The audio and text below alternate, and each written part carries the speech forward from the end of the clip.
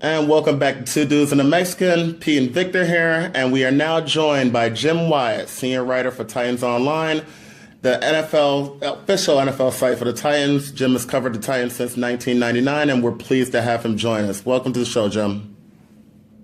Appreciate you having me on. So, Jim, we have a lot of Titans fans that do watch us because I have a following on social media, so they follow me for that. But we have a bunch of people that are not Titans fans. So just to get them a little familiar with the team, if you go around Tennessee or you go around the Titans right now, you always hear the phrase "for the boys." Can you give a little explanation of how that mantra came upon us and how it's adopted? Yeah, it was kind of generated, I think, or at least it started from, probably Taylor Lewan and Will Compton, the guys who probably deserve the credit for it. And they kind of, made light of it when people started asking them about it because they started doing it on social media. They did it, Mike Vrabel said it after a win. And so it just kind of picked up steam. They were asked about it. They said during the course of the off season when they were working out together or were out together, they kind of, one of them would say, "Hey, the boys are here, for the boys." And it just kind of picked up where it just kind of became a rallying cry for guys, or at least a message that they tried to deliver to each other. And it's since been picked up by all the guys. And I think it's just, for them, I think it's just a sign of togetherness, that they're doing it, have each other's back, that they're one unit, and I think that's kind of what is really behind it all. Yeah, it really has been a rallying cry for them. Everybody seems to be fully in on it. You see everybody on social media talking about it and always saying "for the boys" all the time. So it definitely has seemed to be working. Coming off a tough loss this week with Buffalo, do you get the sense that loss kind of canceled some of the momentum for the past 3 weeks off the winning streak? Well, I mean, it certainly isn't. You can't deny that it was, there was some good feelings after the game against Philadelphia, and it was part of a 3-game winning streak. Things looked, to be on the upswing there. Then you go to Buffalo, and I think it's a kind of check yourself moment. Hey, we haven't arrived yet, and you hate that it happened. It happens across the league. It's a tough league to win week in and week out.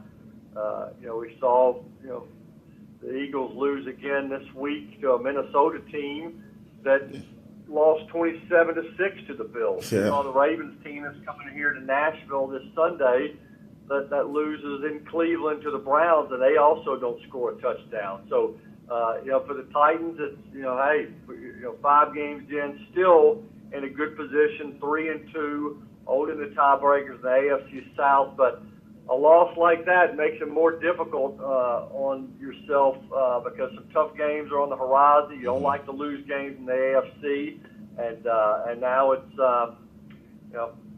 it's better to rally the troops and get ready to play Baltimore because you don't want things to get any more difficult with another loss. Yeah, now, Vic, you had a couple questions about that game? Yeah, we're live here with Jim Wyatt. Thanks again, Jim, for joining us. What did you see that went wrong against Buffalo this past Sunday? I think just turned the ball over. I mean, it's not like it was a lax practice week or that guys were not focused. I mean, there was a lot of conversation during the course of the week that, hey, this is, about whether this is a trap game, about how you can't turn the ball over, about how the way you lose to the Bills is you go in there and make turnovers like the Vikings did. That'll get you beat, and unfortunately, that's exactly what happened. I mean, the very first possession, Taywan Taylor fumbles, Marcus Mariota threw an interception in the game, Deion Lewis fumbled, Nick Williams dropped a pass as he was heading into the end zone. I mean, those are the things that get you beat. You make those plays, don't turn the ball over and give Buffalo 10 points on a short field, then you've got a great chance to win the game. So, some sloppy tackling as well. I mean, 14 missed tackles in that game, 4 of them on one play.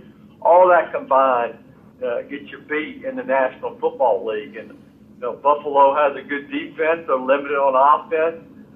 Titans shouldn't have let them win that game, but it happened. And we're back again. Jim Wyatt is still on the line with us. We fixed those technical difficulties. Vic, you were asking him the next question?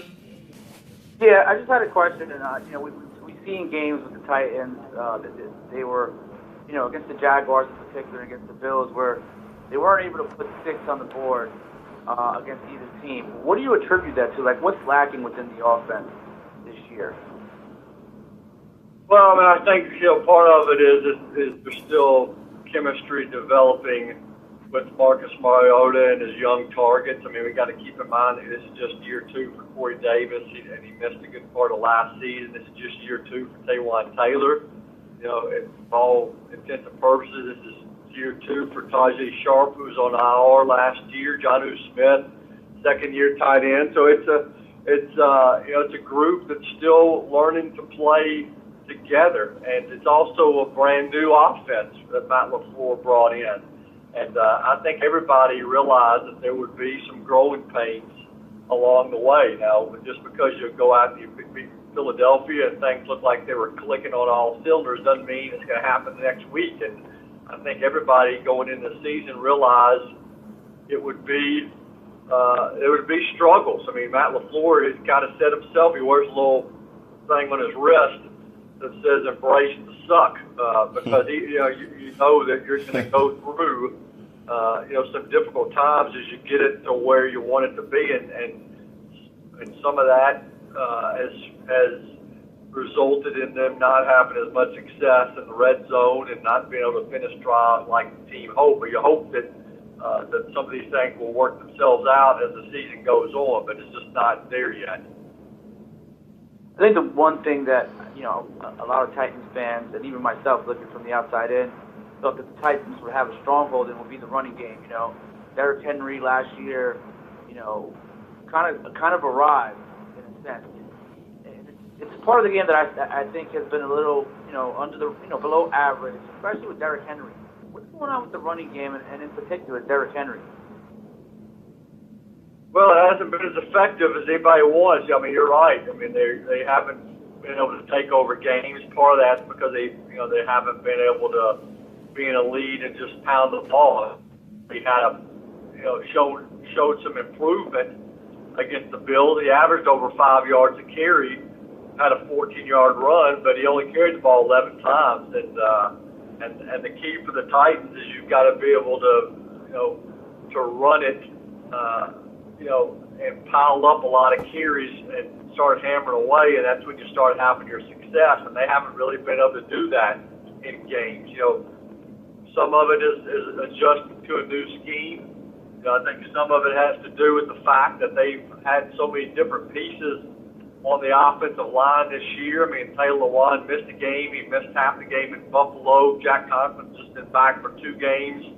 They've had Tyler Merritt's in there. They had Kevin Pamphile in there, who's now out for the season. They've just had to adjust to a lot of different things, and so that's part of the reason. Another part of the reason is they played against some really good run defenses, and it's not going to get any easier this week, against Baltimore. So, I think in time it'll get better, but it's not there yet. Hey, Jim, this is Pete again. You mentioned the wide receivers and the inexperience that they have at that position right now. Are the Titans looking at to maybe add any wide receivers, especially with some of the bad drops they've had in games recently, whether it's Miami with Parker or Jeremy Maclin or Des Bryant or any of the free agents out there? Well, the GM, John Robinson doesn't usually tip his hand on stuff like that too much. I will say that he has not acted with a great sense of urgency because I think he wants his young receivers to develop. And the problem is when you bring in somebody else, then you knock other guys down the pecking order. I think he's still high on Corey Davis, still high on Taywan Taylor and Tajay Sharp.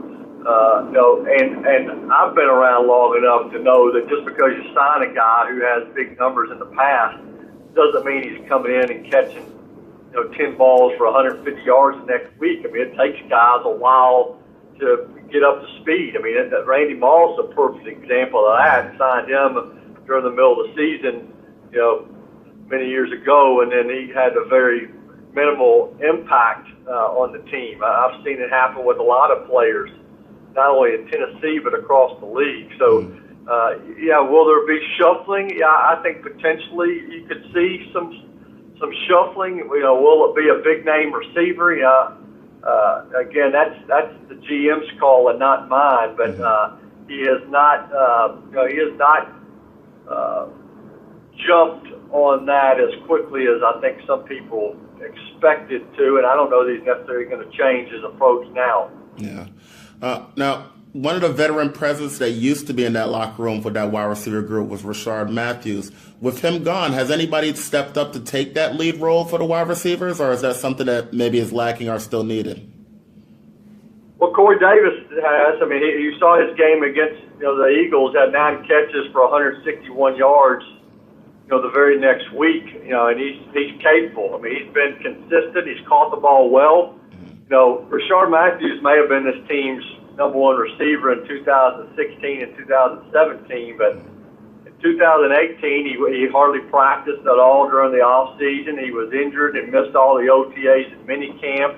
Was sidelined all the training camp. He had 3 catches for 11 yards, and he wasn't exactly running as the top target in this offense. And the guy was not happy with his playing time and his performance, and he pretty much just quit. I mean, so if that's your leader in the group, then certainly not getting a lot out of it. So I wish him well moving forward. But when he left, he didn't necessarily, not like there was a big void as far as the leadership goes. Yeah, he was a veteran that guys looked to, but the fact that he pretty much left disgruntled, not happy with the opportunities, I don't know that that's a example that young guys want to follow. Yeah, definitely agree with that. Especially after the start the team had gotten off to. Yeah, definitely makes sense. Well, now, what would you say right now is the biggest weakness that needs to be improved upon? I'd say that they have to get more production out of the tight end position. Obviously you lose Delaney Walker. He's a lot tougher guy to replace than Rashard Matthews, who you mentioned earlier, and they haven't done it very well yet. The receiving corps has got to be more consistent moving forward. They've had their moments, but you can't drop passes. You can't fumble the ball. I think the running game we talked about earlier, it's not where it needs to be. And, again, I think the pieces are there to make it better, but it's got to improve. Defensively, you got to tackle better. I mean, you have 14 missed tackles in a game. You're going to keep drives alive.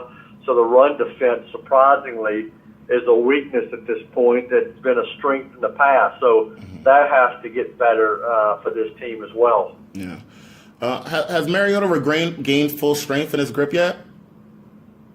Well, he's still wearing the glove. So I mean, if he had shed the glove, I'd say things are back to normal. He's looked better when he's played of late. Obviously they didn't throw the ball as well against Philly. Against Buffalo they did against Philly, but he put some balls on the money, and one of them was dropped going into the end zone. Yeah. But I think he's getting closer to being himself yet. I mean, again, he's still wearing the glove, which tells you that he's not completely past the injury, but I think he's a heck of a lot better off than he was a couple of weeks ago. Okay. Just 2 more questions. Can you give us a quick update on the injuries to Wesley Woodyard and Kenny Vaccaro? Well, Vaccaro is going to be out in a couple of weeks. I think that was pretty clear whenever he suffered that elbow injury against the Eagles. Woodyard's more of a week-to-week thing. He missed the game on Sunday, the first time he's missed a game since he's been in Tennessee. I'll have a better idea on him as the practice week starts on Wednesday.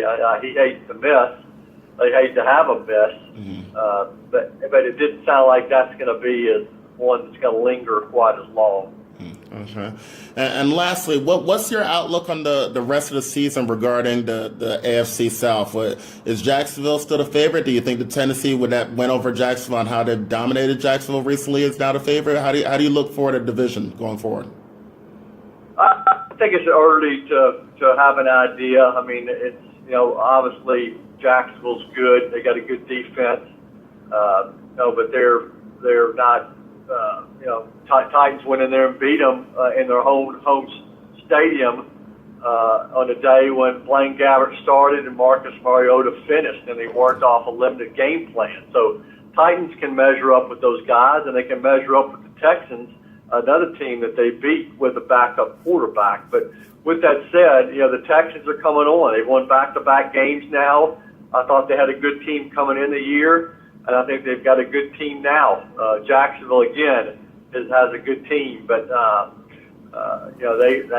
they're 3-2, just like the Titans, who have looked great some weeks, and other weeks, like Sunday in Buffalo, look like look average. I think things will settle in, and teams will make themselves known as the season goes on. But power rankings and who's getting respect and all that stuff, talking about that stuff in early October and who's the favorite, that's just way too premature for me. I mean, I think you got to let the season play out some more, and the cream will rise to the top.